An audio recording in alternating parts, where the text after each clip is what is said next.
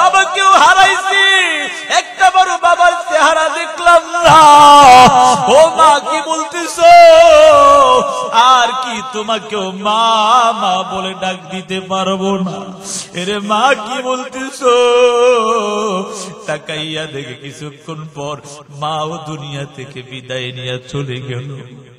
6 বছর বয়সে মা হারা ফেলছে।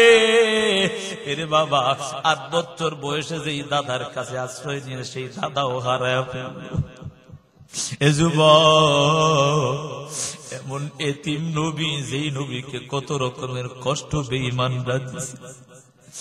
এর যুবক, তোমার আর আমার জন্য সেই নবী কত কষ্ট করেছে জানো? ও যুবক, আজকে সেই নবীকে কেমন ভাবে কষ্ট দাও। হে যুবক সন্তান, পুরো নেইমার মেসি তোমার জন্য এত কষ্ট করে নাই, আমার নবী যত কষ্ট তোমার জন্য করেছে। এর যুবক, তারা কষ্ট না করার কারণে তারপরও তাদের কালচার গ্রহণ করেছো। আমার মায়ার নবীর কালচারটাকে তোমরা গ্রহণ করতে পারো না। ওগো নবীর উম্মতেরা, হয় আজি দিশে হারা। ওগো নবীর উম্মতেরা, হয় আজি দিশে হারা। কোরআন হাদিসের চলো যখন যাহা চাই মনি, নবী বিনে কে তরাবে ফুলসিরাত মিজানে। নবী বিনে কে তরাবে ফুলসিরাত মিজানে। চলো চলো চলো মুমিন, চলো নবীর সন্ধানে। নবী বিনে কে তরাবে ফুলসিরাত মিজানে। নবী বিনে কে তরাবে ফুলসিরাত মিজানে। নবী আমার জীবন ভরে দিনের লাগি কষ্ট করে। নবী আমার জীবন ভরে দিনের লাগি কষ্ট করে। দান দান শহীদ করিলেন উহুদেরই ময়দানে। নবী বিনে কে তরাবে ফুলসিরাত মিজানে। নবী বিনে কে তরাবে ফুলসিরাত মিজানে। এমন এতিম নবী আমার, পিতা মাতা নাই যে তাহার। এমন এতিম নবী আমার, পিতা মাতা নাই যে তাহার। তারপরেও কত মারা মারলো তাকে দুশ্মনী। তারপরেও কত মারা মারলো তাকে দুশ্মনী। নবী বিনে কে তরাবে ফুলসিরাত মিজানে। নবী বিনে কে তরাবে ফুলসিরাত মিজানে। চলো চলো চলো মুমিন, চলো নবীর সন্ধানে। নবী বিনে কে তরাবে ফুলসিরাত মিজানে। এরে যুবক বলো, নবীর ছাড়া কেউ ফুলসিরাত পার হইতে পারবেনি? কেউ পারবেনি, কেউ পারবে না জানো। এরে যুবক সন্তান, আমার নবী তোমার জন্য আমার জন্য কত কষ্ট করেছে। এই জন্য মায়ার নবীকে আর কষ্ট দিও না। এরে যুবক সন্তান, মায়ার নবীর যখন মা বাবা সবাই রে হারায়া ফেললো, দাদাও হারায়া ফেললো, চাচার আশ্রয় নেওয়ার পর, আস্তে আস্তে বড় হওয়ার পর, কালেমার দাওয়াত দেওয়ার দিতে দিতে দিতে আস্তে আস্তে এক সময় তাসাও হারায়া ফেললেন। এই দুনিয়ার জমিনে মায়ার নবীর আপন বলতে কেউ নেই রে বাবা। সেই নবীকে এত নির্যাতন করত, কন্যা ফাতেমা ডাক দিয়া বলে, হেরে বেঈমানের দল, আমার বাবাকে কত রকমের নির্যাতন না তোরা করলি, আর আমার বাবার ওপর নির্যাতন করিস না। এমন কান্না করে করে ওই উটের পচা নারী বুড়ি গুরু সরায়া ফেলতো আর কান্না করত। মায়ার নবী এত কষ্ট করেছে জানো? এর যুবক সন্তান, ও পর্দার আড়ালের মা গো, ও বৃদ্ধ বাবা, এখনো সময় আছে, তওবা করে নাও, নবীর রঙে রঙিন হয়ে যাও, নিজের জীবনটাকে সুন্দর বানায় নেও রে বাবা। একটা বার ওই চিন্তা করো নাই যেই নবী, যেই সাহাবায়ে কেরামরা আজকে ঈমানের জন্য কত রকম কষ্টই না করলো। এরে বাবা, ওই যে বেলালের ঘটনা কে না জানে রে বাবা। শুধু এই ঘটনা বলার উদ্দেশ্য হলো ঈমানকে তাজা করা রে বাবা। যেই বেলাল, এমন কালো বেলাল জানো, সবাই তাকে অপছন্দ করতো রে বাবা জানো। সেই বেলাল এমন আল্লাহর নাম, আল্লাহর মুহাব্বত অন্তরে নিয়েছে, নবীর ভালোবাসা অন্তরে নিয়েছে, জীবন দেয়, তারপরেও কালেমা ছাড়ে না। কথা বলেন ঠিক না বেঠিক? বেলাল আল্লাহর নাম জপতেছে, বেলাল আল্লাহর নাম জপতেছে, আল্লাহর নাম জপতে জপতে এমন অবস্থার মধ্যে হঠাৎ উমাইয়া শুনতে পায় আমার মায়ার নবীর সাহাবী বেলাল আল্লাহর নাম জপতেছে।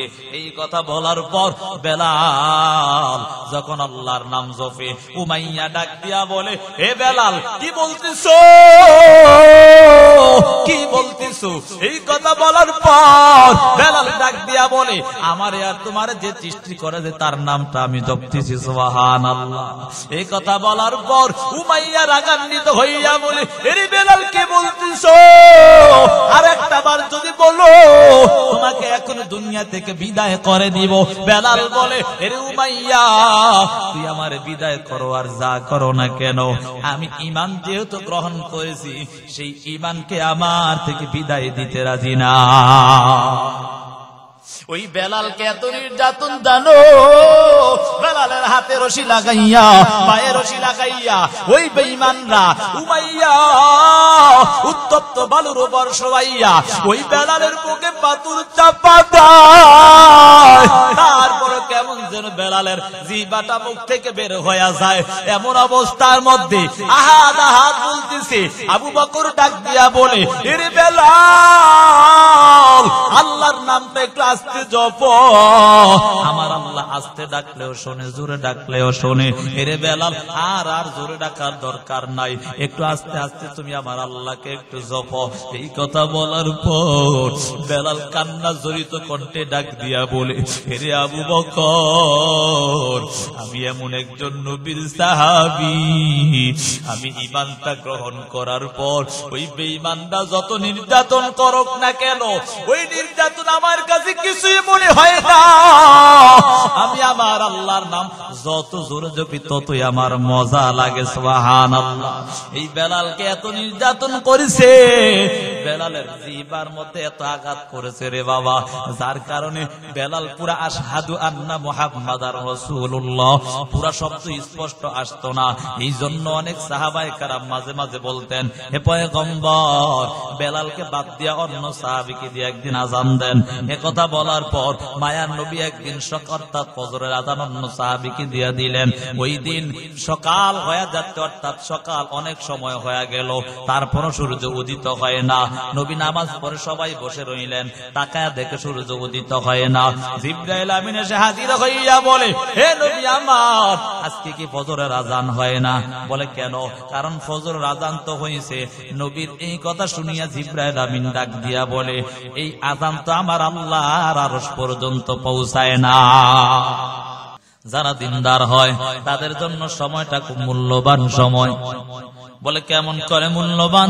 বলে যারা দিনদার হয় ফজরে নামাজ আদায় করার পর ফজরের নামাজ আদায় করিয়া আল্লাহর বান্দা বান্দী স্থানের মধ্যে বসিয়া ইস্তেগফার দুরূদ শরীফ আদায় করার পর আল্লাহর বান্দা বান্দী তারপর সূর্য ওঠার 15-20 মিনিট পর যদি 4 রাকাত ইশরাকের নামাজ আদায় করে নেয়, মায়ার নবী হাদিসের মধ্যে জানায়া দেন ওই বান্দা ওই বান্দির আমলনামায় আমার আল্লাহ একটা কবুল উমরা এবং কবুল বড় হজের সওয়াব দান করে। সুবহানাল্লাহ।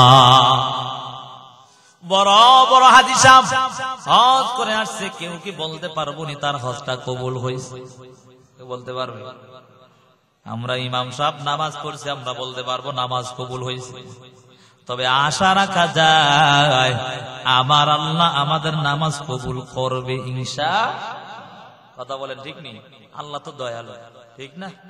আমরা তো মানুষ, আমরা ভুল করি, আমাদের কাজে ভুল করা, আর আল্লাহর নাম একটা গাফফার রাখছি তো আমাদেরকে ক্ষমা করার জন্য। সুবহানাল্লাহ বলবেন না? যারা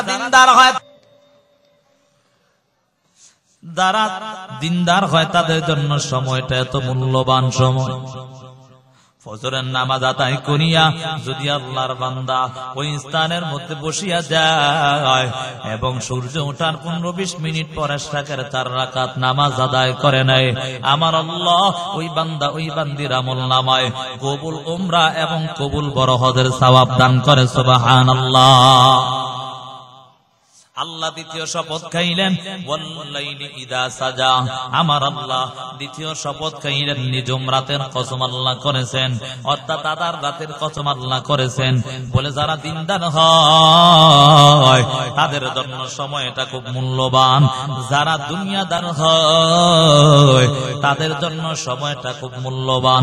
বলে দিনদার দুনিয়াদার যারা তাদের জন্য সময়টা কেমন মূল্যবান সময়? যারা দুনিয়াদার তাদের জন্য সময়টা কেমন মূল্যবান জানো? কারণ যারা দুনিয়াদার হয় সারাটা দিন কাজ করতে করতে ক্লান্ত হয়ে যায়। কথা বলেন ঠিক না বেটা? এই ক্লান্তি দূর করার জন্য আমার আল্লাহ নিদ্রা দিয়েছে। কথা বলেন ঠিক? দেখবেন যে যত বেশি ক্লান্ত হয়ে যায় তার ঘুমটা তত বেশি চেপে আসে। কথা বলেন ঠিক? একটু ঘুমায়া যায় তারপর তার ক্লান্ত দূর হয়ে যায়। আমার আল্লাহ পবিত্র কোরআনের মধ্যে সূরা নাবার মধ্যে জানায়া দেন ওয়াজআলনা নাওমাকুম সুবাতা, আল্লাহ বলেন আমি আল্লাহ নিদ্রাকে দিয়েছি তার ক্লান্তি দূর করার জন্য। যত রাত্র গভীর হয় যারা দুনিয়াদার হয় তাদের ঘুমটা তত বেশি হয়ে যায়। কথা বলেন ঠিক নি? যত বেশি হয় তার তত বেশি ক্লান্তিটা দূর হয়ে যায়, আবার দিনের বেলা উঠিয়া কাজ করতে তার জন্য সহজ হয়ে যায়। কিন্তু যারা দিনদার তাদের জন্য এই সময়টাও খুব মূল্যবান সময়। বলে কেমন ভাবে মূল্যবান জানো? বলে যারা দিনদার হয় তাদের জন্য সময়টা কত মূল্যবান। আল্লাহ তাআলা নিজুম রাতের কসম খাইয়া বলে যারা দিনদার তাদের জন্য সময়টা খুব মূল্যবান জানো? বলে কেমন মূল্যবান? রাত্র যত গভীর হয় আল্লাহর কিছু প্রিয় বান্দা বান্দি আছে, আমার আল্লাহর সাথে তার সম্পর্কটা তত বেশি হয়ে যায়। গভীর রাত হয় সে যায় নামাজটা বিছাইয়া ঠান্ডা পানি দিয়া উযু বানায়া যায় নামাজটা বিছাইয়া আমার আল্লাহর সাথে তার কথা বলা শুরু হয়ে যায়। কথা বলেন ঠিক? আজকে মা বোনেরা তাকাইয়া দেখো নেক আমলের খবর নাই, অথচ আল্লাহর যারা কাঠি বান্দি ছিল তাদের নেক আমলের দিকে লক্ষ্য করলে তাকায় দেখা যায় এরে বাবা কুরাইশের একজন আল্লাহর বান্দি ছিলেন, একজন আবেদা সালেহা জাহেদা বান্দি ছিলেন। আল্লাহর বান্দি আমার আল্লাহর এত আশিক, আমার আল্লাহর এত পাগল ছিলেন রে বাবা। মাগরিবের নামাজ আদায় করিয়া আল্লাহর কোরআন তেলাওয়াত করতেছে, কোরআন তেলাওয়াত করতে করতে এশার সময় হয়ে গেল। আল্লাহর বান্দি ওই কোরআন তেলাওয়াত করিয়া যখন তাকায় দেখে এশারের সময় হয়ে যায়, এশারের নামাজ আদায় করিয়া আল্লাহর বান্দি নাস্তা অর্থাৎ খাবার খাইয়া আল্লাহর বান্দি কিয়ামুল লাইল করার জন্য নফল নামাজ আদায় করার জন্য যখন দাঁড়ায়া যায়, নফল নামাজ পড়ার জন্য দাঁড়াইয়া যখন সূরা ফাতিহা তেলাওয়াত করার পর আল্লাহর বান্দি সূরা ফাতিহা তেলাওয়াত করার পর সূরা বাকারা তেলাওয়াত শুরু করে দিলেন। এক এক আয়াত তেলাওয়াত করতে করতে পুরা সূরা বাকারা শেষ করে ফেললেন। সুবহানাল্লাহ সূরা বাকারা ছোট না বড়? বলেন তো, ছোট না বড়? কেমন বড়? আড়াই ভাড়ার উপরে, কথা বলেন ঠিক নেই? সূরা বাকারা তেলাওয়াত করতেছে, এমত অবস্থার মধ্যে প্রথম রাকাত অর্থাৎ প্রথম রুকু দিবে, এমন একটা চিন্তা করলেন, মনে শান্তি পাওয়া যায়, আমার আল্লাহর সাথে কথা বলতে মনে খুব মজা পাওয়া যাচ্ছে, তার জন্য বলে না না আরেকটু পরে সিজদা রুকু দিব, আর একটা সূরা তেলাওয়াত করি। সূরা আলে ইমরান তেলাওয়াত শুরু করে দিলেন। আল্লাহর বান্দি সূরা বাকারাও তেলাওয়াত করলেন, সূরা আলে ইমরানও তেলাওয়াত করলেন। এক এক তেলাওয়াত করতে করতে কিতাবের মধ্যে পাওয়া যায় আল্লাহর বান্দি প্রায় পুরা কোরআন খতম করে ফেলতেছে। সুবহানাল্লাহ। কে যেন ডাক দেয়, রে বান্দি দাঁড়াও, তাড়াতাড়ি নামাজটা শেষ করো, ফজরের সময় হয়ে যাচ্ছে। আল্লাহর বান্দি তাড়াতাড়ি করে নামাজটা শেষ করিয়া দুইটা হাত উঠায় আমার আল্লাহর কাছে কান্না করে, ও দয়ার মালিক, ও দয়ার আল্লাহ, আপনি তাকাইয়া দেখেন আমি আপনার একজন গুনাহগার গোলাম। ও আল্লাহ, ও দয়ার মালিক, ও দয়ার আল্লাহ, আপনি এমন একটা রাত্র দান করছেন যেই রাত্রটা আমি আপনার সাথে কথা বলিয়া মজা পাই না। এত ছোট রাত্র নিয়ে আল্লাহ দিয়েছেন যে রাত্রটার মধ্যে আমি 2 রাকাত নামাজও ঠিক মতো পড়তে পারি না। সুবহানাল্লাহ বলবেন না? কেমন নামাজ পড়েছি জানো? আজকে আমার মা বোনেদের নামাজের দিকে লক্ষ্য করলে তাকায় দেখা যায়, এরে মা বোনেরা আজকে নামাজ পড়ো না, ঠিক মতো নামাজ আদায় করো না রে মা। একটাবারও এই চিন্তাটা তোমার হয় না, আমার আল্লাহর আদালত থেকে তোমার দাঁড়াতে হবে না। আমার আল্লাহ এমন একজন আল্লাহ জানো, আমার আল্লাহ কিন্তু দয়ালু আল্লাহ। আমার আল্লাহ বলে, হে দুনিয়ার মানুষ, আমি আল্লাহ দয়ালু, কিন্তু যখন অন্যায় করতে করতে সীমার অতিক্রম পেরে ফেলবি তখন আমি আল্লাহ কিন্তু কঠোর হয়ে যাব রে বাবা। এজন্য বাবা এখনো সময় আছে, তওবা করে নাও, আমার আল্লাহর ইবাদত করিয়া নিজের জীবনটাকে সুন্দর বানায় নাও। হে নবীর আশিকের দল, ও যুবক সন্তান, ও পর্দার আড়ালের মা গো, এখনো সময় আছে, তওবা করে নাও, ইবাদত করিয়া নিজের জীবনটাকে সুন্দর বানায় নাও। কারণ এই ইবাদত করিয়া করিয়া যদি নিজের জীবনটাকে সুন্দর করতে পারো, দুনিয়াতেও দাম, আখিরাতেও আমার আল্লাহর দাম বাড়িয়ে দেয়। দুনিয়াতেও দাম বেড়ে যাবে, আখিরাতেও আমার আল্লাহ তোমার দাম বেড়ে দিবে। এজন্য ইবাদত করতে হবে। যারা দিনদার হয় তাদের জন্য সময়টা কত মূল্যবান জানো? রাত্রি যত গভীর হয় আমার আল্লাহর সাথে তার সম্পর্কটা তত বেশি হয়ে যায়। অতীব গভীর হয় রজনী যখন, নীরবে প্রভুর নাম জপিও তখন। প্রভুর করুণা যদি পাইবার চাও, প্রভুর করুণা যদি পাইবার চাও, গভীর রাতে উঠে প্রভুর গুণগান গাও, গভীর রাতে উঠে প্রভুর গুণগান গাও। যত আল্লাহর সাথে সম্পর্ক বাড়াইতে চাও, গভীর রাতে উঠিয়া মাওলার কাছে কান্না করো, ও আল্লাহ আমার রিজিকের অভাব, রিজিকের অভাবটা দূর করে দেন। ও দয়ার মালিক, আমার অভাব অনাটন দূর হয় না আল্লাহ, অভাব অনাটন আমার দূর করে দেন। ও আল্লাহ সুস্থতার জিন্দেগি দান করেন। এরে বাবা, আমার আল্লাহর কাছে চাইতে দেরি, আমার আল্লাহ তোমার আশা পূরণ করতে দেরি করবে না। আল্লাহ তাআলা 2টা কসম করলেন। 1 নাম্বার কসম হলো দিনের আলোর কসম আল্লাহ করেছেন, তারপরে আল্লাহ নিজুম রাতের কসম আল্লাহ করেছেন, আধার রাতের কসম আল্লাহ করেছেন।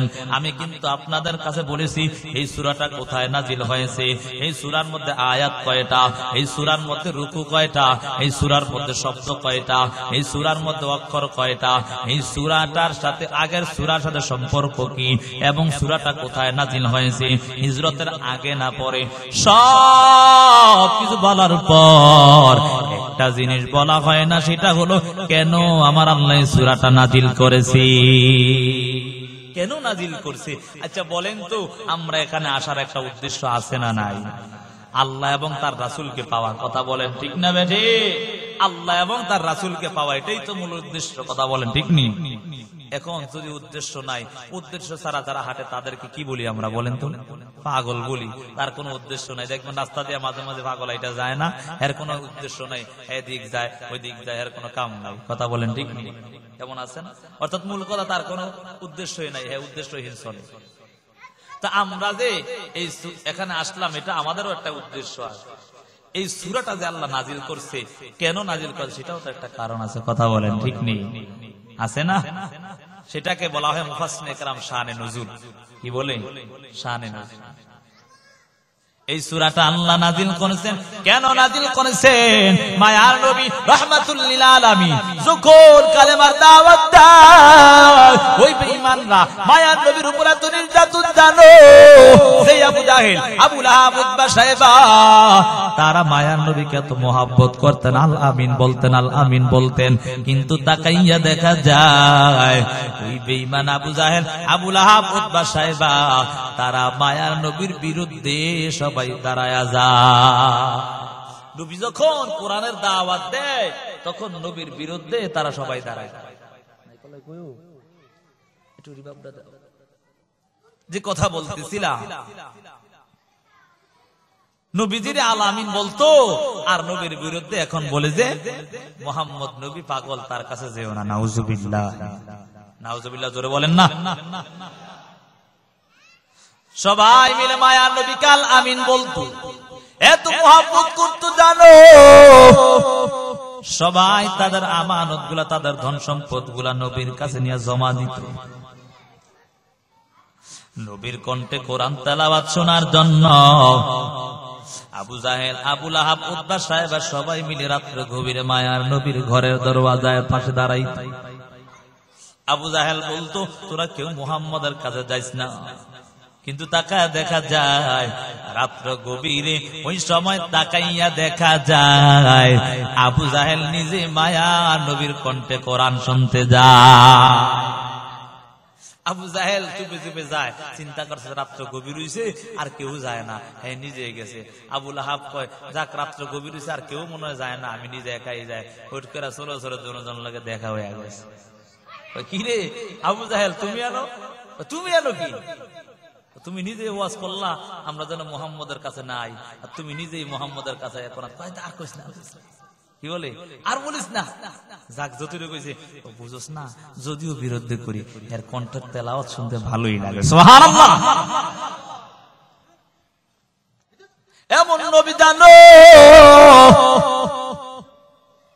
যেই নবী কালেমার দাওয়াত দেয়, ওই বেঈমানরা মায়ার নবীর বিরুদ্ধে অপবাদ দিতে লাগলো। তাকাইয়া দেখে আবু জাহেল, আবু লাহাব, উতবা, শায়বা তাকায়া দেখে মায়ার নবীর চেহারা দেখিয়া তো বেঈমানরা মুসলমান হয়ে যায়। কথা বলেন ঠিক নি? আমার মায়ার নবীর এমন চেহারা জানো, যেই নবীর চেহারা দেখিয়া 7 দিনের ক্ষুধা নিবারণ হয়ে যায়। এমন নবী আবার যেই নবীর চেহারা দেখিয়া জানো, ওই যে বেঈমানরা মুসলমান হয়ে যায়। ওই আবু জাহেল, আবু লাহাব, উতবা, শায়বা সবাই ডাক দিয়া বলে, মুহাম্মদের কাছে যাস না, মুহাম্মদ বড় পাগল হয়ে গেছে। নাউজুবিল্লাহ, নাউজুবিল্লাহ। এমন কথা বলিয়া বলিয়া মানুষকে বাধা দিতে লাগে।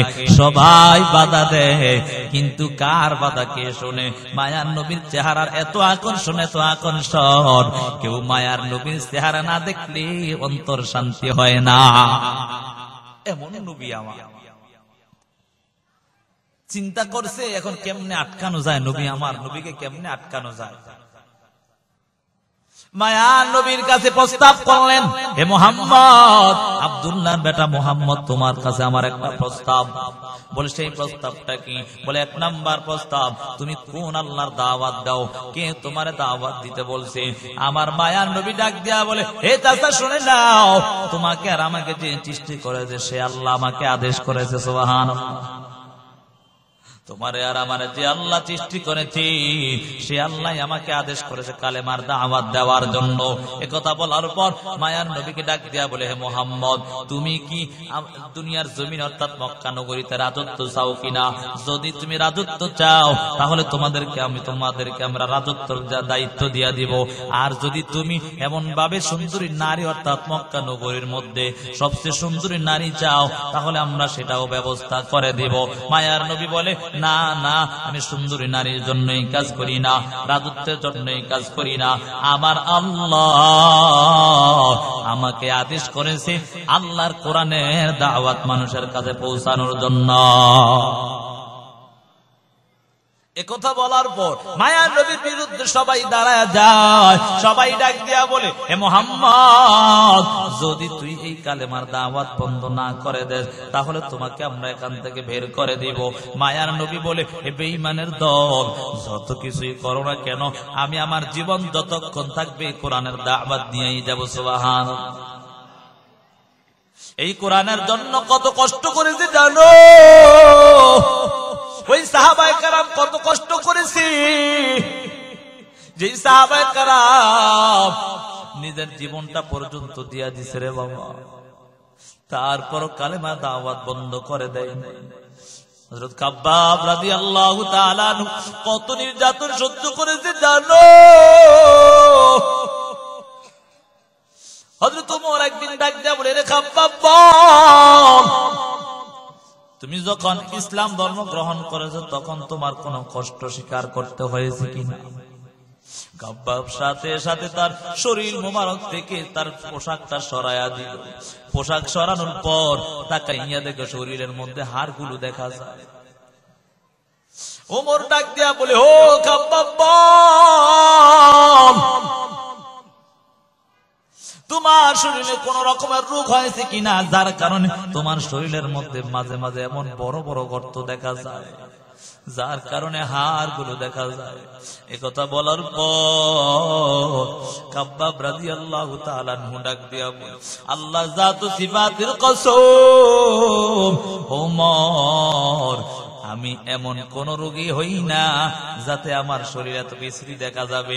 তবে না না, আমি যখন ইসলাম ধর্ম গ্রহণ করলাম, আমি মায়ার নবীর হাতে বায়াত গ্রহণ করে ফেললাম, ওই সময় ওই বেঈমানরা আমার আত্মীয় স্বজনরা মিলিয়া আমার উপর এত নির্যাতন শুরু করে দিলেন। আমার হাত পা গুলো বাঁধিয়া আমাকে জ্বলন্ত কয়লার উপর শুয়াইয়া এত নির্যাতন জানো হে উমর। মাঝে মাঝে আমি তাকাইয়া দেখতাম আমার শরীর থেকে গোশত গুলো জ্বলে জ্বলে পড়ার কারণে ওই কয়লাগুলো পর্যন্ত ঠান্ডা হয়ে যাইত। এত নির্যাতন তারা আমাকে করত। ডাক দিয়া বলে, রে উমর, তাকাইয়া দেখো আমার জিহ্বার মধ্যে, জিহ্বাটা বের করে তাকায়া দেখে জিহ্বার চতুর্দিকে বড় বড় ছিদ্র দেখা যায়।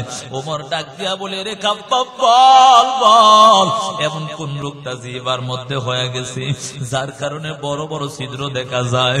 কাব্বাব ডাক দিয়া বলে, ওমর, আমার জিহ্বার মধ্যে এমন কোন রোগ হয় না। বলে, কি হয়েছে?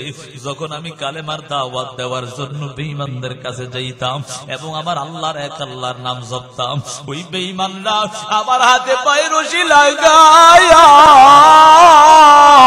ওই জিহ্বাটা এমন ভাবে টান দিয়া ধরিয়া ওই জিহ্বার মধ্যে কাটা ঢুকাইতো আর বের করতো, যাতে করে আমি আমার আল্লাহর নাম জপতে না পারি। ওমর শুনিয়া ওমরও কান্না করে, কাব্বাবও কান্না করে। যুবক সন্তান, আজকে তাকাইয়া দেখো নবীর সাহাবায়ে কেরামরা কেমন ভালোবাসা অন্তরে নিয়েছে, কেমন মোহাব্বত আল্লাহর নিয়েছে, তারপর ঈমান ছাড়ে নাই।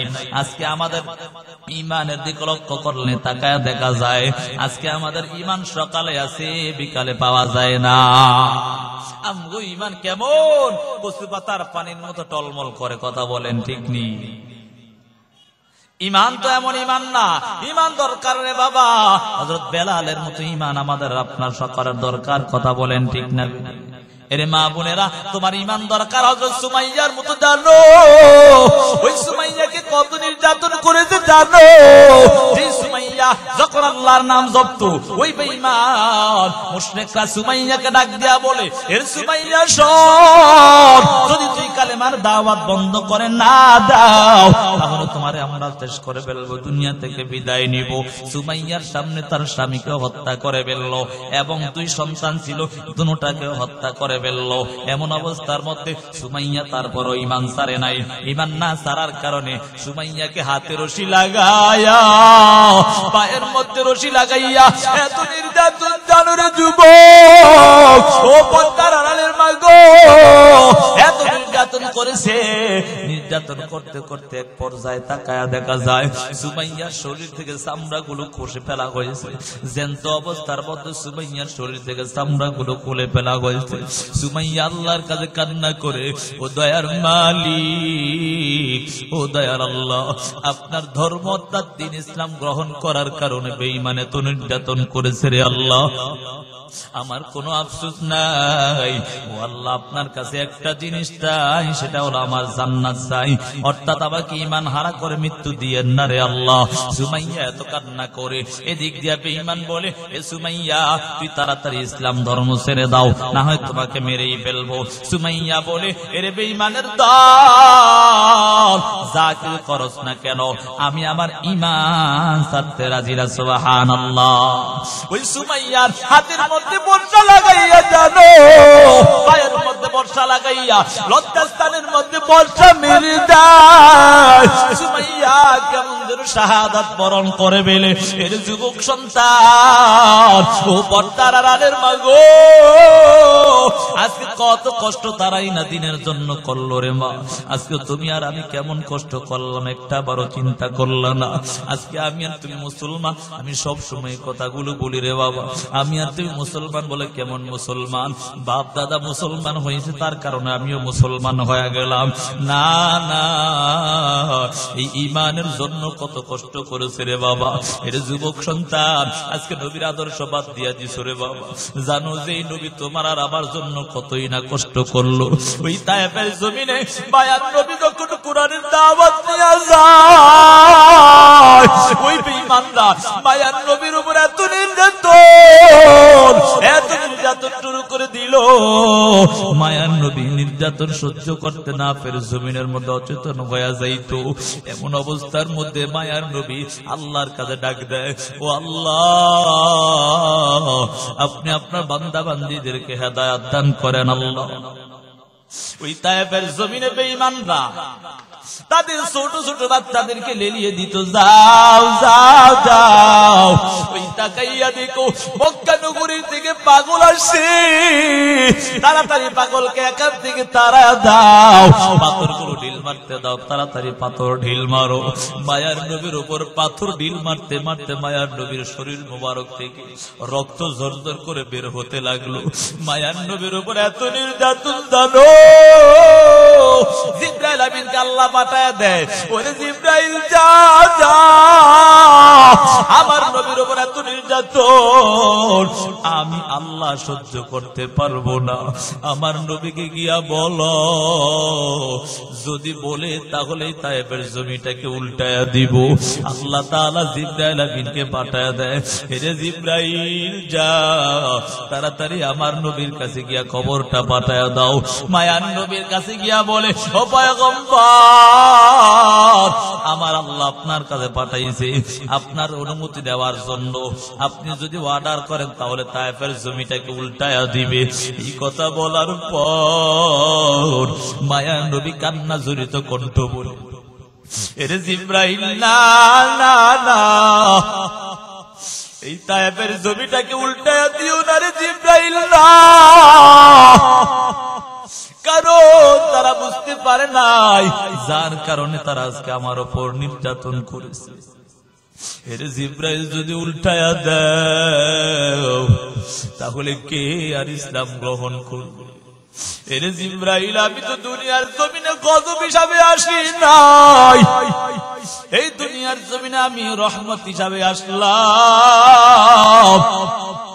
ও যুবক, তাকাইয়া দেখো, আমার মায়ার নবী এত কষ্ট করেছে তোমার আর আমার জন্য। আজকে সেই নবীকে কেমন ভাবে কলিজায় আঘাত দেও রে যুবক সন্তান। ও পর্দার আড়ালের মাগো, অন্যায় করতেছো ও যুবক সন্তান। আজকে গুনাহ করতে করতে জীবনটা ধ্বংস করে ফেলতেছো রে বাবা। তোমার মায়ের ভয় করিয়া, বাবার ভয় করিয়া, আজকে তুমি তাকাইয়া দেখো, তোমার মা বাবার ভয় করিয়া ঘরের দরওয়াজাটা আটকাইয়া তুমি যখন কানে হেডফোন লাগাইয়া এমন অবস্থায় ঘুমায়া গেলা। এই অবস্থা অবস্থায় যদি আজরাইল এসে হাজির হয়ে যায়, তাকাইয়া কি দেখো না রে যুবক, কত যুবক যুবক বয়সে আল্লাহর বান্দা বান্দি দুনিয়া থেকে বিদায় নিয়ে চলে যায়। অনেক মানুষ এমন আছে ঘুমের ঘরে আর এমন ঘুমায়, মৃত্যু এমন হয়ে গেছে রে বাবা, কিয়ামত পর্যন্ত তার চোখটাও খুলবে না। কথা বলেন ঠিক না বেটি? এজন্য যুবক সন্তান সাবধান হয়ে যাও। কানে হেডফোন লাগাইয়া ঘুমাইছো, এমন অবস্থার মধ্যে আজরাইল হাজির, তোমার জীবনটা ধ্বংস হয়ে যাবে, জাহান্নামের আযাব সহ্য করতে পারবা না রে যুবক সন্তান। এজন্য সময় আছে, তওবা করে নাও, আল্লাহর আযাবের ভয়টা করিয়া নিজের জীবনটাকে সুন্দর করে নাও। মায়ার নবী কত রকমের কষ্টই না করলো রে যুবক সন্তান, একটা বারো চিন্তা করো না মায়ার নবী কত কষ্ট করেছে জানো? মায়ার নবী যখন নামাজের মধ্যে দাঁড়াইতো, ওই সময় বেঈমান মুশরিকরা মায়ার নবী সিজদার মধ্যে গেলে বেঈমানরা আসিয়া মায়ার নবীর পিঠের মধ্যে উটের পচা নারী ভুঁড়িগুলি এনে দিয়া দিতেন। মায়ার নবীর কন্যা ফাতেমা এসে ডাক দিয়া বলে, এটি বেঈমানের দল, আজকে আমার বাবার মা নাই, বাবা নাই, যার কারণে আজকে তোমরা এমন নির্যাতন করতেছ। এটি বেঈমানের দল, আজকে তোরা আমার বাবার উপর এত নির্যাতন করে করে জীবনটা ধ্বংস করে দিচ্ছ। আর অন্যায় করো না, আমার বাবার উপর আর নির্যাতন করো না। তোমরা কি জানো না আমার বাবা যখন মায়ের উদরে আসলো, আমার বাবা দুনিয়া থেকে হারায়া ফেলল, অর্থাৎ বাবা পায় না। আমার বাবা 6 বছর বয়সে মা হারায়া ফেললো, মা কেউ পায় না। একটা বারো কি চিন্তা করো না? আমার বাবার ইতিম ছিল, সর্বদা ইতিম অবস্থায় জীবনটা কাটাইল, কত রকমের কষ্ট দিয়েছিল রে বেঈমানের দল। আজকে যদি তোদের এমন কষ্ট দেওয়া হইতো, তাহলে বুঝতে পারতি যে কেমন অবস্থা হয়ে যাইত। যে মায়ার নবী একদিন খেলার মাঠে কোণে বসে বসে কান্না করে, কান্না করার কারণে মা চিন্তায় পড়ে যায় আমার সন্তান কোথায়, কারণ তার মা নাই, তার বাবা নাই, কে দেখবে আমার সন্তানের খবরটা, কে নিবে? মায়ার নবীর মা দৌড়ায় হাজির, তাকাইয়া দেখে নবী মাটির কোণে বসে বসে কান্নার আওয়াজ। মায়ার নবীর কান্না দেখিয়া মা কান্না করে বলে, রে সন্তান বল বল, কেন এমন কান্না করো, তার কারণটা কি একটু জানতে চাই, কেন কান্না করো? নবী আমার ডাক দিয়া বলে, রে সন্তান, মায়ার নবী মাকে ডাক দিয়া বলে, রে মা, আমি এতদিন পর্যন্ত তাকাইয়া তাকাইয়া দেখতাম আমার সাথী বন্ধু বান্ধব আত্মীয় স্বজনদেরকে তাদের আত্মীয় স্বজনরা এসে নিয়ে যায়, কিন্তু আমি একটা দিনও পাইলাম না আমাকে কেউ এসে এখান থেকে নিয়ে যায়। এই কথা শুনিয়া মা কান্না করে বলে, রে সন্তান, তোমার বাবা তো দুনিয়া থেকে আগেই বিদায় নিয়ে চলে গেছে। মায়ার নবী এই কথা শোনার পর ডাক দিয়া বলে, ওরে মা, আমি চাই আমার বাবার কবর জিয়ারত করব।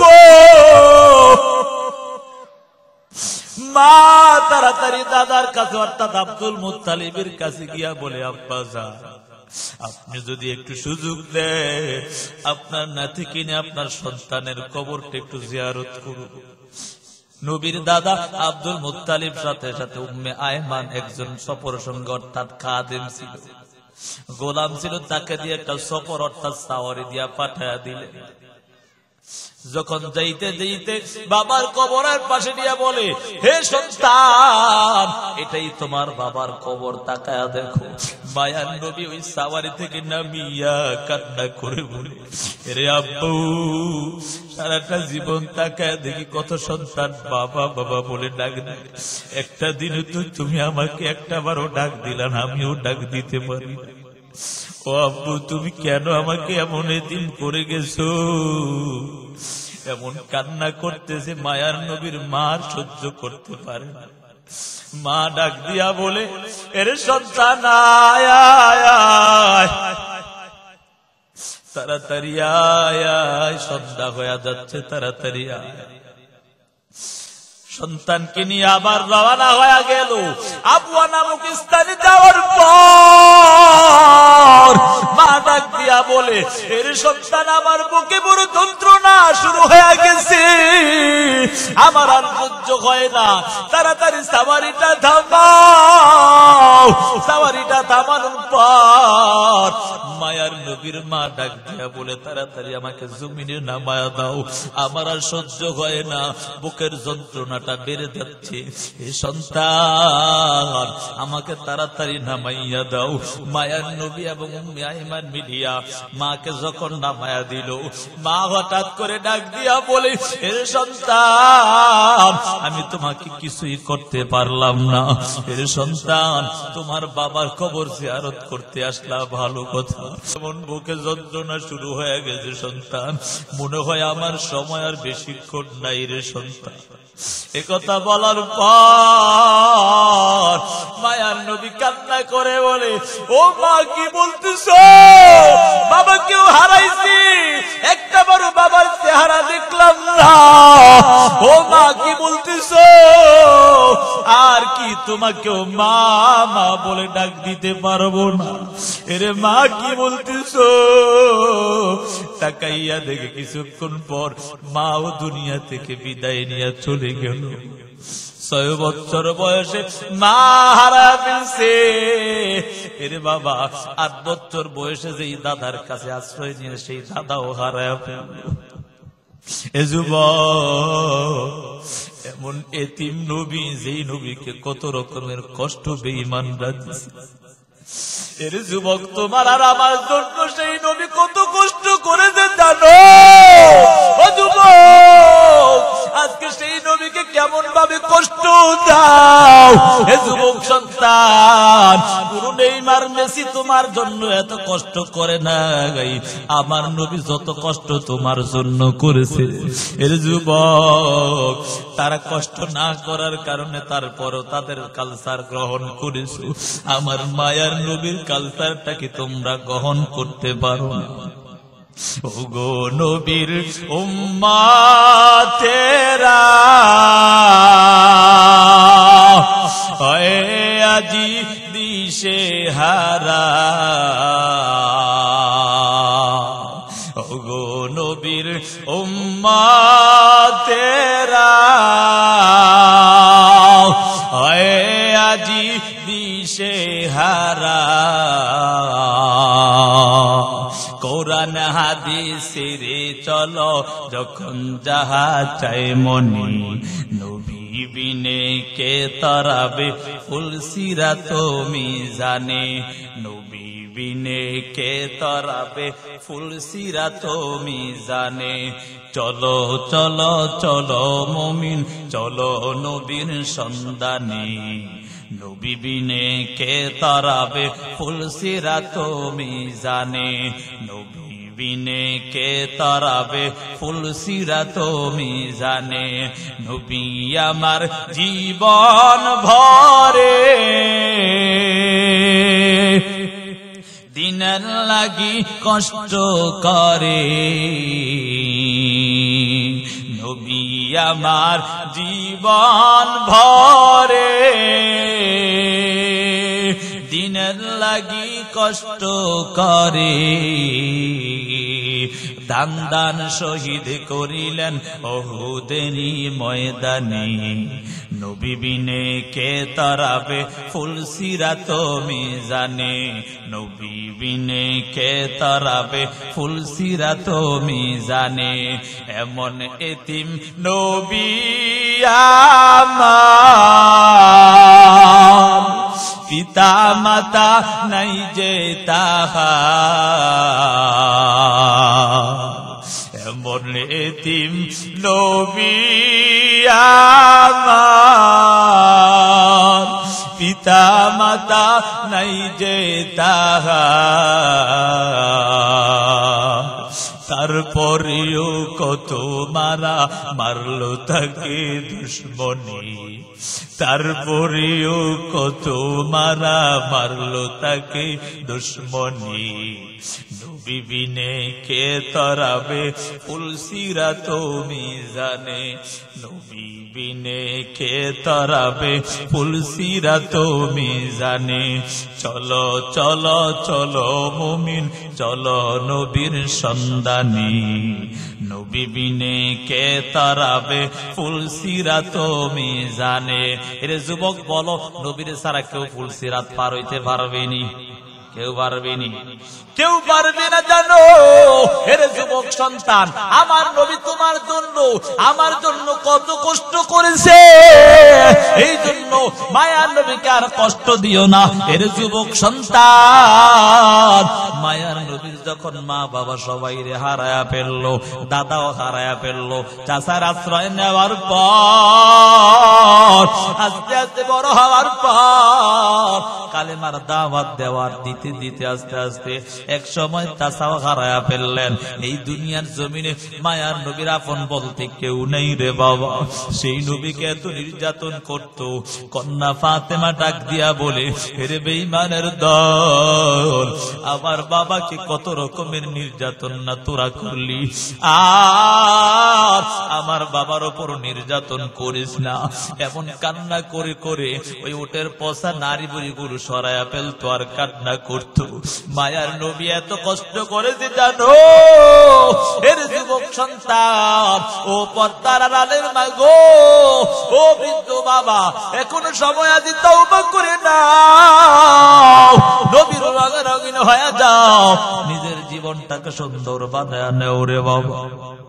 একটা বার ওই চিন্তা করো নাই, যেই নবী যেই সাহাবায়ে কেরামরা আজকে ঈমানের জন্য কত রকম কষ্টই না করলো।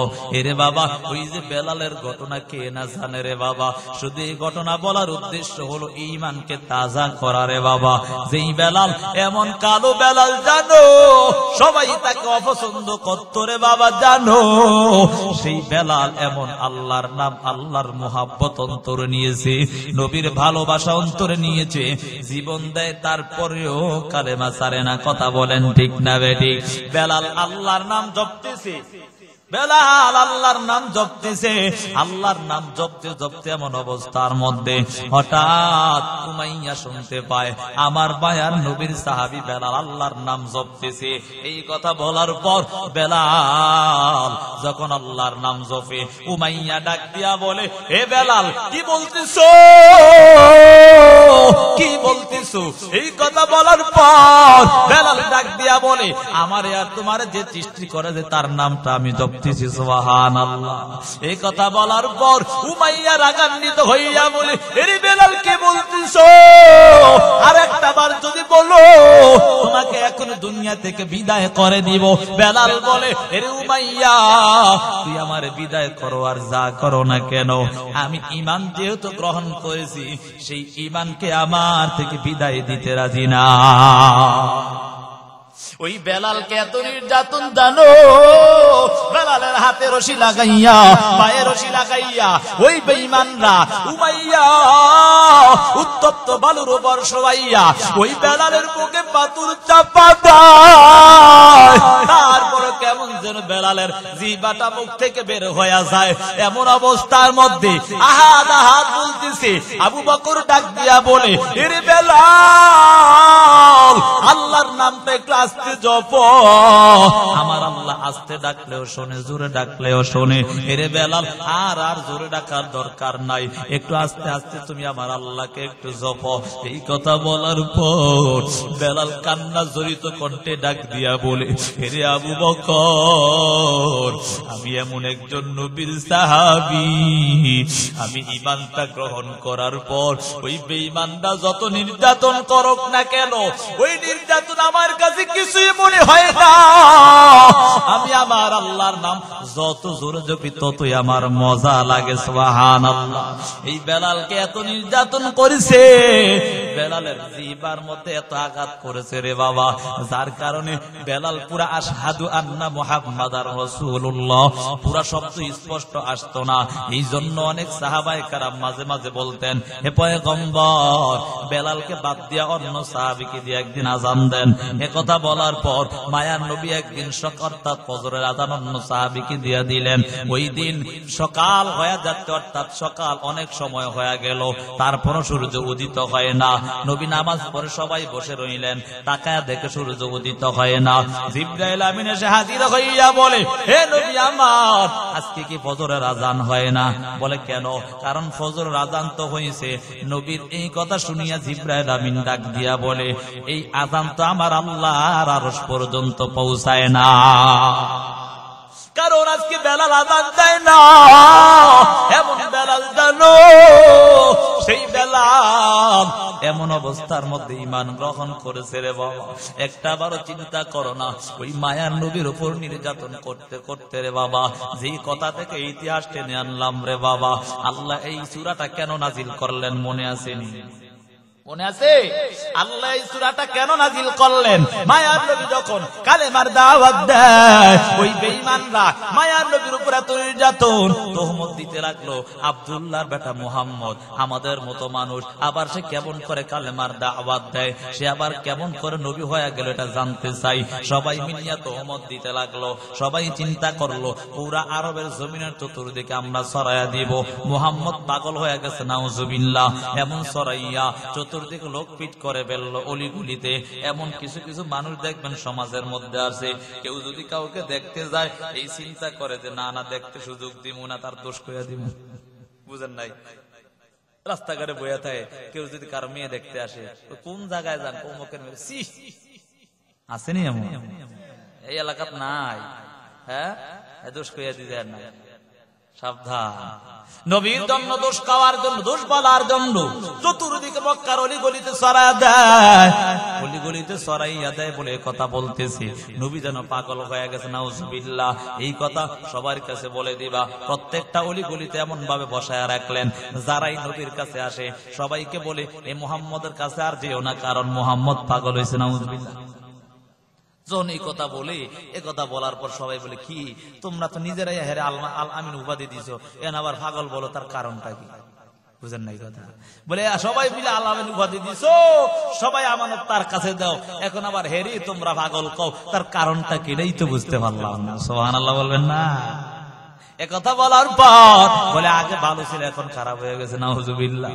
একথা বলতেছি, তখন বলে না না তার কাছে যাওয়া যাবে না, সে বড় পাগল হয়ে গেছে। সবাই শুনিয়া বলে না না, যদি বড় পাগল হয় একটু দেখিয়ে আসি। কি বলে যে একটু দেখিয়ে আসে, তো ভালো মানুষ, চেহারা দেখলে খুব শান্তি লাগতো, মনে তৃপ্তি পাইতাম। এই সে লোকটা হঠাৎ করে পাগল হয়েছে, একটু দেখার দরকার আছে না নাই? ওয়ামাকারু ওয়ামাকারুল্লাহ ওয়ামাকারু ওয়ামাকারুল্লাহ ওয়াল্লাহু খায়রুল মাকিরিন।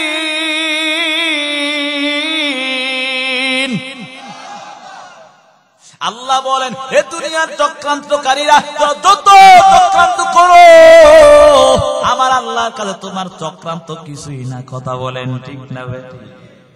যত চক্রান্ত করছো, চতুর্দিকে লোক বসাইছো, আমার নবী নাকি পাগল হইছে, তারা এখন পাগল দেখতে যায়। কারে দেখতে যায়? পাগল দেখতে যায়। পাগল দেখে আস্তে আস্তে সবাই পাগল হইয়া যায়। সুবহানাল্লাহ।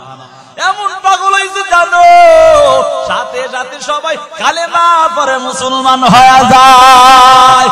তাকাইয়া দেখতেছে, সবাই তাকাইয়া দেখে, এমন অবস্থার মধ্যে সবাই তাকাইয়া দেখতেছি, সব মিলিয়া কেমন যেন কালেমা পড়ে মুসলমান হয়ে যায়।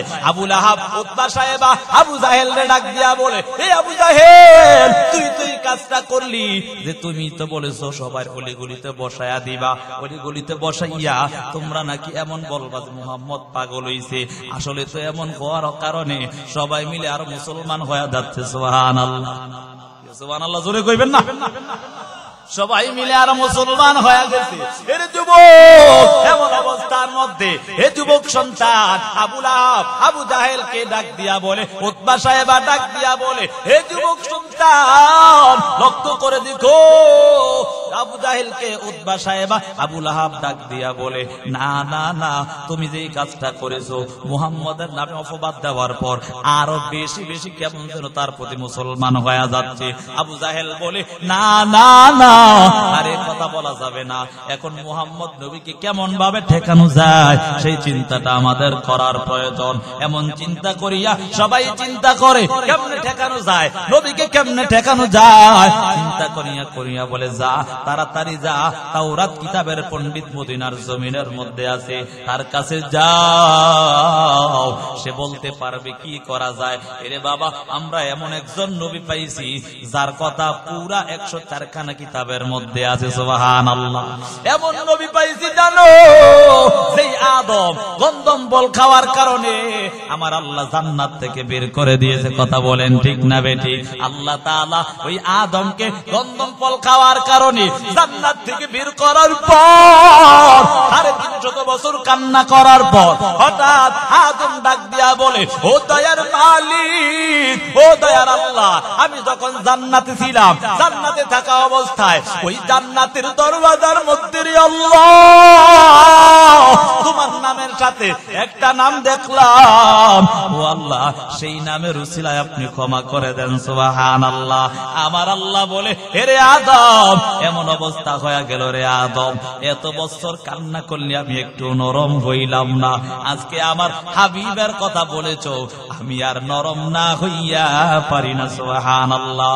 আমার আল্লাহ শুধু আদম পয়গম্বর আমার নবীর নামটা নেওয়ার কারণে সাথে সাথে আমার আল্লাহ ক্ষমা করে দিয়েছেন। এরে বাবা, এমন নবী আমরা পেয়েছিলাম। আবু জাহেল ডাক দিয়া বলে, যাও যাও তাড়াতাড়ি যাও, তাওরাত কিতাবের পণ্ডিতের কাছে গিয়া জানো যে কি বলতে চায়। তাওরাত পণ্ডিতের কাছে গিয়া বলে, পণ্ডিত মশাই, আমাদের এলাকায় একজন লোক আসছে, আব্দুল্লাহ বেটা মুহাম্মদ, ওই আব্দুল্লাহর বেটা মুহাম্মদ এমন অবস্থার মধ্যে সে নাকি কালেমার দাওয়াত দেয়, এক আল্লাহর দাওয়াত দেয়। এই কথা বলার পর সবাই চিন্তিত হয়ে গেল, এখন কি করা যায়।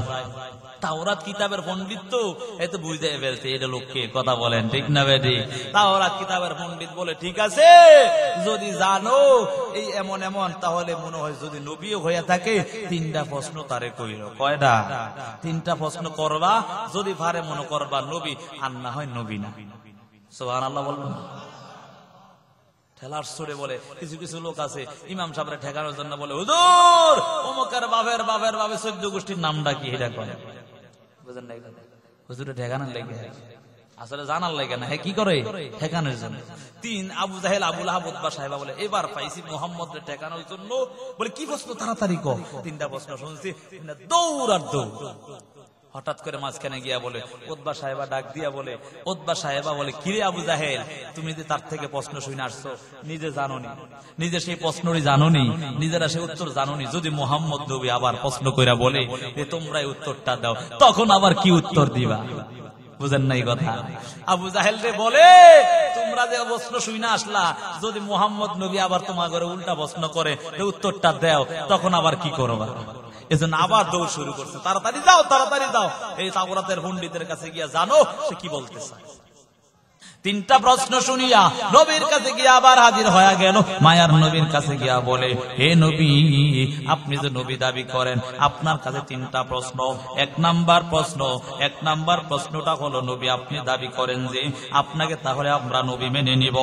1 নাম্বার প্রশ্ন হলো, পুরা কোন কায়নাত কে দেখছে সেই লোকটার নামটা কি? 2য় নাম্বার হলো, ওই যে গুহার মধ্যে ছিল কয়জন যুবক, তারা কত বছর ছিল সেই সময়টার কথা একটু বলে দেন। 3য় নাম্বার হলো, এই রূহ বলতে কি বুঝায়? এই 3টা জিনিস যদি আপনি জানতে পারেন, তাহলে আমরা মুসলমান হয়ে যাব। আসলে কি মুসলমান হইব? এমন বেঈমান জানো নবীর হাতে, অর্থাৎ আবু জাহিল হাতে পাথর নিয়ে বলে, হে মুহাম্মদ, বলো হাতের মধ্যে কি? যদি তুমি বলতে পারো, তাহলে আমি ওই তোমার সাথে মুসলমান হয়ে যাব। নবী আল্লাহর ইশারায় তার হাতের পাথর তার কথার জবাব দিয়া দিয়েছে। ওই বেঈমান বলে, হে মুহাম্মদ, এতদিন বুঝতাম তোমার জাদু জমিনে চলে, এখন দেখি হাতের মুঠেও চলে। নাউজুবিল্লাহ। আবু জাহেল বলে, হে নবী মুহাম্মদ দাবি করো নবী, এখন তোমার কাছে 3টা প্রশ্ন করলাম, এই 3টা প্রশ্নের উত্তর দিতে পারলে আমরা তোমাকে নবী মেনে নিব। কথা বলতেছে, এমন অবস্থার মধ্যে নবী বলে কি বলবা বলো। তিনটা প্রশ্ন করে ফেলছে। নবী বলে ঠিক আছে, তিনটা প্রশ্নের জবাব দিয়া দিব। কোন সময় দিবা ঠেকানোর জন্য, কোন সময় সেটাও বলে দাও। বলে নবী বলে 24 ঘন্টা সময় নিলাম, 24 ঘন্টা পরে তোমাদেরকে বলে দিব। নবী আমার এই কথা বলিয়া একটু আশায় রইছে, আল্লাহ জিবরাইলে পাঠাইবে, বুঝেন না এই কথা, জিবরাইলে পাঠাইবে জন্য আশায় আশায় রইছে। নবী আমার আশায় তাকিয়া 1, 2, 3 ঘন্টা করে 24 ঘন্টা পার হয়ে যায়, আল্লাহ জিবরাইল আমিনকে পাঠায় না। নবী আমার চিন্তায় পড়ে গেল, আল্লাহর কাছে কান্না করে, ও দয়ার মালিক, ও দয়ার আল্লাহ, কি হয়ে গেল রে আল্লাহ, আপনার হাবিবের ইজ্জত নষ্ট হয়ে যাচ্ছে রে আল্লাহ, আপনি আপনার হাবিবের ইজ্জত রক্ষা করেন আল্লাহ। মুফাসসিরিনে কেরাম লেখেন ওই নবী ওই সময় এত বড় বড় সিজদা দিছে রে বাবা, যার কারণে নবীর কপাল মুবারক পর্যন্ত রক্ত জমাট হয়ে যাচ্ছে, এমন অবস্থা হয়ে যেত। এমন অবস্থার মধ্যে বেঈমানরা চতুর্দিকে ছড়ায়া দিয়েছে, মুহাম্মদের আল্লাহ মুহাম্মদকে ভুলে গেছে। নাউজুবিল্লাহ, নাউজুবিল্লাহ জোরে বলেন না। বলে মুহাম্মদের আল্লাহ নাকি মুহাম্মদকে ভুলে গেছে। এমন অবস্থার মধ্যে আবু লাহাবের স্ত্রী ছিল উম্মে জামিল, বড় দুষ্ট ছিল। সে ডাক দিয়া নবীরে বলে কি মুহাম্মদ, ওই যে রাত্রেবেলা একটা মিস্টার শয়তান আসতো, সেটা মনে হয় তোমার ভুলে গেছে। নাউজুবিল্লাহ। নবীদের কাছে রাত্রে ওহী আসতো, জিবরাইল আসতো, সেটা দেখতো, কারণ আবু লাহাবের বাসার পাশেই ছিল নবীর বাসা। তখন বলেন তো কাটা গায়ে লেবুর রস দিলে কেমন লাগে। এমন অবস্থার মধ্যে কিরে মুহাম্মদ, মনে হয় তোমার ভুলে গেছে। আল্লাহর নবী কান্না করে আরো আল্লাহর কাছে বলে, আল্লাহ আপনি রক্ষা করেন।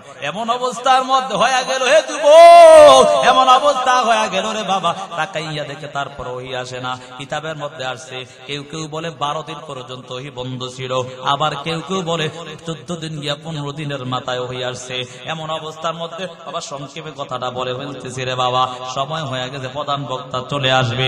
এরে বাবা ওই সময় আল্লাহ তাআলা 14 দিন গিয়া 15 দিনের মাথায় জিবরাইল আমিনকে পাঠায়া দেয়। এরে জিবরাইল যা যা, আমার নবীর পরীক্ষা হয়ে গেছে, তাড়াতাড়ি যাও আমার নবীর কাছে সংবাদ নিয়ে যাও।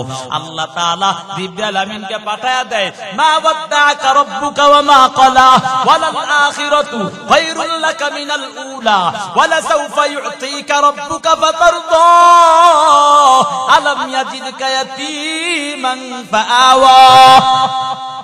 আল্লাহ তাআলা ডাক দিয়া বলে, জিবরাইল আমিনের মাধ্যমে পাঠায় দেয়, হে নবী আমার, আপনার প্রভু আপনাকে পরিত্যাগ করে নাই, আপনাকে ভুলে যায় নাই। ওই বেঈমানরা আপনার উপর মিথ্যা তহমত দিছে, আপনার উপর মিথ্যা অপবাদ দিছে। এমন কথা বলার পর মায়ার নবী ডাক দিয়া বলে, যা কিছু হোক না কেন, এতদিন পর্যন্ত আসো না কেন, তার কারণ আগে জানতে চাই নাকি জানার দরকার। আল্লাহ নবীর মাধ্যমে কাজটা করে আমাদেরকে শিক্ষা দেয়। কথা বলেন ঠিক না বেটি? নবী আমার এ কথা বলার পর, হে জিবরাইল বলো, আমার আল্লাহ কেন এতদিন পর্যন্ত ওহী বন্ধ রাখলো? বলে তার মধ্যে 2টা কারণ। 1 নাম্বার কারণ হলো, আপনি যখন তাদের প্রশ্ন শুনেছেন, শোনার সময় কথা বলেন না যে আমি তোমাদের প্রশ্নের জবাব দেব ইনশাআল্লাহ। অর্থাৎ ইনশাআল্লাহ বলেন না বিদায় আল্লাহ তাআলা এটা উম্মতে মুহাম্মদীদেরকে শিক্ষা দিয়েছে, তারা যেই কোনো কথা বলবে কথার আগে ইনশাআল্লাহ বলতে হবে। কথা বলেন ঠিক না বেটি? আল্লাহ যদি চায় সেটাই হবে। কথা বলেন ঠিক না? এজন্য যত কিছু করবেন সব বলার আগে ইনশাআল্লাহ বলে ফেলবেন রে বাবা। 2 নাম্বার আরেকটা কারণ হলো, এই কোরআনটা অনেক দামি। কথা বলেন ঠিক না বেটি? মানুষ যত দামি, অর্থাৎ যত উপরের লেভেলের, তার কথার ওজন তত বেশি। এলাকার কাউন্সিলর থেকে পৌর মেয়রের কথার দাম বেশি। কথা বলেন ঠিক নেই? পৌরের থেকে উপজেলা, উপজেলা অর্থাৎ জেলা পর্যন্ত এক এক করে করে তার দামটা আরো বেড়ে যায়। আমার আল্লাহ যেমন, আমার আল্লাহর কথাও তেমন। এত ভারী জানো, আমার আল্লাহ এই কোরআনকে আসমানের উপর দিতে চাইছে, আসমান রাখেন নাই, আসমান সহ্য করতে পারবেন না, জমিনের উপর দিতে চাইছে, তারপরও জমিন বরদাস্ত করে না, অর্থাৎ রাখে নাই। এমন ভাবে পাহাড়ের উপর দিতে চাইছে, পাহাড়ও রাখে নাই।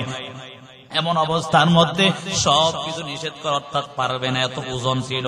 আমার আল্লাহ দয়া করিয়া মানুষ অর্থাৎ মায়ার নবীর উপর আল্লাহ কোরআনকে দিয়েছে।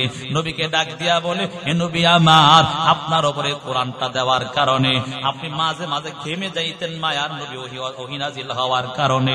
নবীকে ডাক দিয়া বলে, হে নবী আমার, যদি আপনার উপর সব সময় ওহী একাধারে নাজিল হতে থাকে তাহলে আপনি ক্লান্ত হয়ে যাবেন। আমার আল্লাহ আপনাকে একটু অর্থাৎ বিশ্রাম নেওয়ার জন্য আমার আল্লাহ সময় দিয়েছে। সুবহানাল্লাহ। আল্লাহ তাআলা এই সব কিছু বলার পরও নবী একটু কেমন কেমন জানি হয়ে আছে। তারপর আয়াত আল্লাহ বলেন, মা ওয়াদ্দাআকা রাব্বুকা ওয়া মা ক্বালা ওয়ালাল আখিরাতু খায়রুল লাকা মিনাল উলা। আমার আল্লাহ তাআলা জানায়া দেন, হে নবী আমার, আপনার ইহকাল থেকে পরকাল উত্তম। মুফাসসিরিনে কেরামেন কয়েকটা ব্যাখ্যা করেছেন রে বাবা। এক নাম্বার ব্যাখ্যা হলো আল্লাহর নবীকে ডাক দিয়া বলে, হে নবী আমার, দুনিয়া থেকে আপনার পরকাল উত্তম। আরেকটা ব্যাখ্যা হলো, হে নবী আমার, আপনি যখন কালেমার দাওয়াত শুরু লগ্ন থেকে দিয়েছেন, ওই সময় অর্থাৎ মানুষ অল্প কিছু মুসলমান হয়েছে, কিন্তু আপনি যখন শেষ দিক অর্থাৎ চতুর্শেষ হওয়ার সময় আসছে, ওই সময় মুসলমান অনেক বেশি হয়ে গেছে। কথা বলেন ঠিক নি? এবং মক্কা বিজয় হয়ে গেছে, কত রকমের আপনার উপর সুফল চলে আসছে নবী আমার।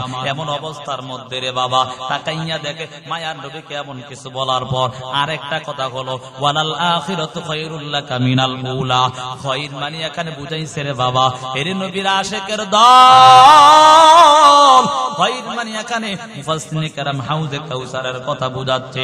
বলে হাউজে কাউসার কি আপনাদের এলাকার নদীর পানি? ঠিক নি?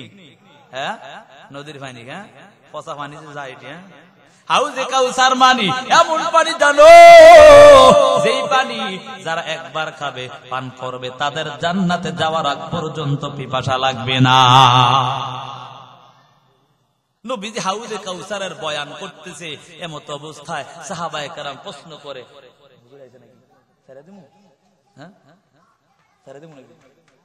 সাহাবায়ে কেরাম প্রশ্ন করে, ইয়া রাসূলুল্লাহ, আপনি যে বলতেছেন হাউজে কাউসারের কথা, আপনি নবী একজন, কিন্তু আপনার উম্মত বহু থাকবে হাসরের ময়দানে, দুইটা হাত মাত্র আপনার। কয়টা হাত?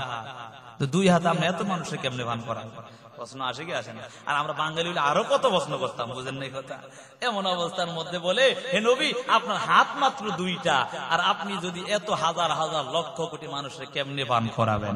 নবী আমার হাদিসের মধ্যে জানায়া দেন, ইয়াশফাউ ইয়াউমাল কিয়ামা সালাসা, আল আম্বিয়া সুম্মাল উলামা সুম্মাশ শুহাদা।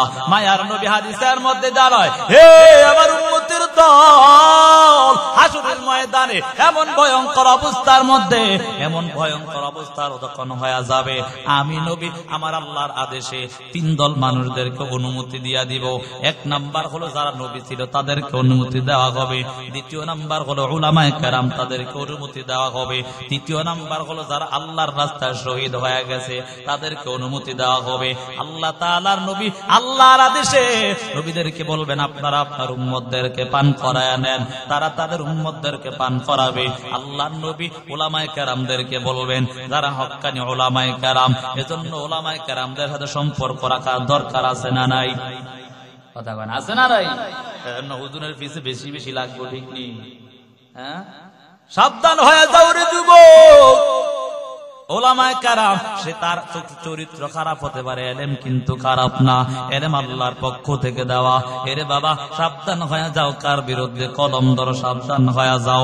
এরে যুবক সন্তান, আমার মায়ার নবী ডাক দিয়া জানায়া দেন, ও আমার সাহাবায়ে কেরাম শুনে নাও, আমি আল্লাহ তাআলার আদেশে তিন দল মানুষদেরকে অনুমতি দিয়া দিব। এক নাম্বার হলো যারা নবী তাদেরকে অনুমতি দিব, দ্বিতীয় নাম্বার হলো যারা উলামায়ে কেরাম, হক্কানি উলামায়ে কেরাম, তাদেরকে আমি অনুমতি দিয়া দিব। এর যুবক সন্তান, এজন্য আলেমদের সাথে সম্পর্কটা গড়ে নাও। ওই হাসরের ময়দানে যাদের সাথে আলেমের সাথে সম্পর্ক থাকবে, যারা দিনদার হয়ে যাবে, বলেন তো আলেমের সাথে সম্পর্ক রাখলে দিনদার হয় না বেঈমান হয়? কেন দিনদার হয়? সে নামাজ পড়ে, সে নামাজ পড়তে উদ্বুদ্ধ করে। কথা বলেন ঠিক নেই? কোন আলেমের সাথে থাইকা কেউ বিড়ি খাইছে দেখছেন? পরে খাক, এটা ভিন্ন ব্যাপার। সাথে থেকে খাইছে, চিন্তা করো, হুজুর মানুষ দেখলে সমস্যা। কথা বলেন ঠিক নেই? তাহলে বুঝা গেল আলেমের সাথে থাকলে ভালো হয় না খারাপ হয়? ভালোর সাথে থাকলেই ভালো হয়। কথা বলেন ঠিক না বেঠে? এজন্য যুবক সন্তান, আমার মায়ার নবী ডাক দিয়া বলে, ও সাহাবায়ে কেরাম, আমি আল্লাহ তাআলার আদেশে আরেক দল না আরেক দলকে আমি বলবো, তোমরা আল্লাহর আদেশে পান করাও, তারা হলো উলামায়ে কেরাম। আরেক দল যারা শহীদ হয়েছে তাদেরকে বলবে, তোমরাও পান করাও। এ কথা বলার পর মায়ার নবী ডাক দিয়া বলে, আমি আমার কিছু খাস উম্মতদেরকে আমি নিজের হাতে পান করাবো। আমরা সবাই নবীর হাতে পান করতে চাই কি চাই না? কে কে চাই? দুটো হাত তোলেন, দুটো হাত তোলে আল্লাহকে দেখেন, নারে তাকবীর। এই আওয়াজ হইতো নবীর আবার মানুষ, ইসলাম প্রিয় মানুষ জোরে আওয়াজ দিতে দেন তো, কে হাত তোলে না? একটু দেখেন, নারে তাকবীর, নারে তাকবীর। আমার আওয়াজ আপনাকে কত বেশি? হাত তুলে রাখেন, হাত তুলে রাখেন, একটু লারা দেন সবাই, একটু লারা দেন সবাই। নারে তাকবীর, আল কোরআনের আলো, আল হাদিসের আলো, নারে তাকবীর। ঘুমাইছিল ঠিক না, একটু লারা দিলাম, বুঝেন না? হ্যাঁ, সব কল তাফসীর বড় বিশাল তাফসীর। আরে এটা তো একটা মজা, এটা বুঝেন? এই জিনিসটা মজা, তাহলে আর সামনে কম যাইবে, কথা বলে না, ঠিক নেই? এটা মাঝে মাঝে রাইকে দিতে হয়, মানে একটা আক্ষেপ থাকে, আবার সামনে শোনান লাগবে, বুঝেন না এই কথা? মূল নিয়ম বলে দিলাম, এখন ধরা হয়ে গেলে তো বিপদ আবার, বুঝেন না এই কথা? যে কথা বলতেছিলাম কি জানি, নবীজি যখন তিন দল লোকদেরকে অনুমতি দিয়া দিবে, তার মধ্যে উলামায়ে কেরামদেরকে বলবে, শহীদদেরকে বলবে। আল্লাহর নবী বলে, আমি আমার কিছু খাস উম্মতদেরকে ডাক দিয়া বলবো, হে আমার উম্মতের দল, আয় আয় তোমরা আমার হাতে পান করে নাও। বলে এরা কারা? বলে যারা আল্লাহর নবীর আদর্শে আদর্শবান হয়ে গেছে। বলে কেমন? একটা উদাহরণ দিলে বুঝবা। যুবক সন্তান, পড়ালেখা করিয়া বড় বড় ডিগ্রি অর্জন করেছ, চাকরি করতে যাও, চাকরি করতে গিয়া বলে সবকিছু ওকে হয়ে গেছে। ওকে হওয়ার পর হঠাৎ ডাক দিয়া তোমাকে কোম্পানির লোক ডাক দিয়া বলে, হে যুবক সন্তান, সবকিছু তোমার ওকে হয়ে গেছে, একটা জিনিসের কারণে ওকে হয় না, সেটা হলো গালের দাড়িটা যদি ফালায়া দাও, তাহলে তোমাকে আমরা সুন্দরভাবে কবুল করে নিব। ওই যুবক ডাক দিয়া বলে, আল্লাহর জাত সিফাতের কসম, আমি সব কিছু মানতে রাজি, কিন্তু নবীর আদর্শে ছাড়তে আমি রাজি নাই। সুবহানাল্লাহ। আমার মায়ার নবী বলে, ওই হাসরের ময়দানে আমি আমার আল্লাহর আদেশে যারা আমার আশিক হয়ে যাবে, যারা আমার মহব্বত নিবে, অর্থাৎ সুন্নাত অনুসরণ করবে, আমি আমার নিজের হাতে তাদেরকে হাউজে কাউসারের পানি পান করাবো। সুবহানাল্লাহ। আমগো উকিল সাহেব তিনটা প্রশ্ন শুনছেন, জানারও দরকার আছে, ঠিক নি? আপনাকেও জানার দরকার আছে নাকি? তিনটা প্রশ্ন হলো, এক নাম্বার প্রশ্ন, কে সারা কুল কায়নাত দেখেছে, সেই লোকটার নামটাকে একটু জানতে চাই। বলে তেমন কুল কায়নাত বলে শিমাল থেকে জনুব, মাশরিক থেকে মাগরিব, অর্থাৎ পৃথিবীর এমন কোন জায়গা বাদ নাই সে দেখে না। স্যার তার নামটা হলো জুলকারনাইন বাদশা। কি নাম? জুলকারনাইন বাদশা। তাকে আমার আল্লাহ এমন একটা সাওয়ারি দান করেছেন রে বাবা। মুফাসসিরে কেরাম কয়েকটা বর্ণনা করেন, বলে ওই সাওয়ারিটা এক পলকে 16 মাইল দৌড়ায়, আবার কেউ কেউ বলেছেন 16,000 মাইল দৌড়ায়। সুবহানাল্লাহ। এবার বুঝেন এমন অবস্থা। কেমন প্রশ্ন করছে, এমন প্রশ্ন বাপ দাদা 14 গোষ্ঠীও জানে না, বুঝেন না এই কথা? আল্লাহ জানাইছে বিদায় নবী জানছে, কথা বলেন ঠিক না বেটি? এমন প্রশ্ন কিছু কিছু লোক হুজুর করে না, সাবধান, জানার জন্য করবেন, নিজে পণ্ডিতই করার জন্য করেন না, বুঝেন না এই কথা? আল্লাহ বুঝার তৌফিক দিতে সকলে বলে আমিন। দ্বিতীয় নাম্বার হলো, যেহেতু উকিল সাহেব যাই না লাইতে চাইছে, ওয়াজের কোমর পাস করে দিতে বইলে এলাই নাকি? দ্বিতীয় নাম্বার প্রশ্ন আরেকটা বলছে, সেটা হলো ওই যে গুহার মধ্যে ছিল, তারা কত বছর ছিল? আসহাবে কাহাবের কথাই কেউ কেউ বলেছেন, অর্থাৎ 350 বছর, কেউ কেউ বলেছেন 309 বছর সেই গুহার মধ্যে অবস্থান করেছে। সুবহানাল্লাহ। তৃতীয় নাম্বার প্রশ্ন করেছে, রূহ বলতে কি বুঝায়? কি রূহ কি? বলে এটা হলো এমন একটা জিনিস যা আল্লাহর আদেশে চলে। কথা বলেন ঠিক না বেটি? জোরে বলেন, কার আদেশ? মূল কথা রূহ হলো কার আদেশে চলে? মানে আল্লাহর আদেশে চলতে চায়, কিন্তু আমি আমার নফসের গোলামি কইরা তার অন্যদিকে চালাই, ঠিক নি? সাবধান হয়ে যাও এর যুবক সন্তান, তওবা করে নাও। আল্লাহর আযাব কিন্তু ভয়ঙ্কর, জানো?